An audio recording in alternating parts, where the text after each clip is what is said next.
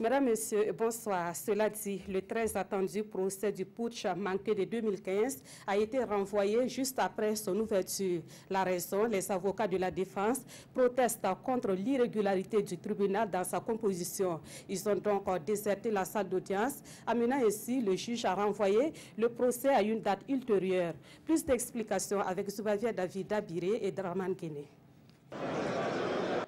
Le procès du siècle n'aura duré que 5 heures de temps. L'affaire Gilbert Guenguéré et 83 autres est renvoyée. Motif, les avocats de la défense ont déserté la salle. Ils remettent en cause la régularité du tribunal militaire dans sa composition. Les deux juges professionnels, à savoir Seydou Ouedraogo, le président, et son conseiller sont recusés parce que simplement, le décret de leur nomination n'a pas encore requis le délai nécessaire à son application. Ces magistrats sont nommés au tribunal militaire le 22 février dernier. Son délai de validité court à compter de bien sûr de la prise de décision, mais 8 jours après. Et bien sûr, c'est 8 jours francs. On se rend compte qu'au jour d'aujourd'hui, tout a été ficelé sans effectivement avoir respecté ce délai.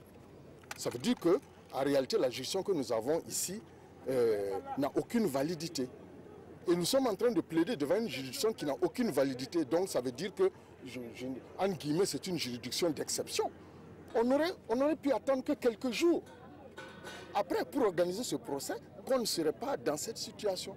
Ils n'ont pas raison, pour la simple et bonne raison que nous l'avons dit dedans, que l'acte de nomination des juges est un acte individuel et qu'il n'est pas soumis, mais alors là, pas du tout, au régime juridique de la publicité exigée. Et ça, c'est tellement évident pour n'importe qui à traverser une faculté de droit que le soulever ici nous paraît tout simplement exprimer la seule volonté de ne pas être jugé. La partie civile se dit alors inquiète. Le tribunal n'aurait pas dû accéder à la requête de la défense. Nous n'avons même pas compris déjà pourquoi le procès a été renvoyé, pour la simple bonne raison que les avocats sont sortis de la salle mais ils ne se sont pas déportés. Et nous estimons que nous, partie civile, avocats de la partie civile, si pendant que le juge tient son audience, nous étions sortis pour prendre du café, le juge n'allait pas renvoyer. Des avocats sont sortis mais ils ne se sont pas déportés. Si c'était déporté, le juge aurait alors pu considérer que les personnes accusées n'avaient plus d'avocats et s'obliger à renvoyer. Mais les avocats sont sortis de la salle, c'est leur droit le plus absolu. Maintenant que sur cette raison le juge renvoie, oui, nous, ça nous inquiète. Pour la défense, plusieurs autres irrégularités sont constatées dans ce procès, dit des généraux. Il y a le problème de la communication des dossiers à notre niveau. Il y a, à leur dire, je n'ai pas compté, je suis sous réserve, qu'il y avait 15 000 pièces.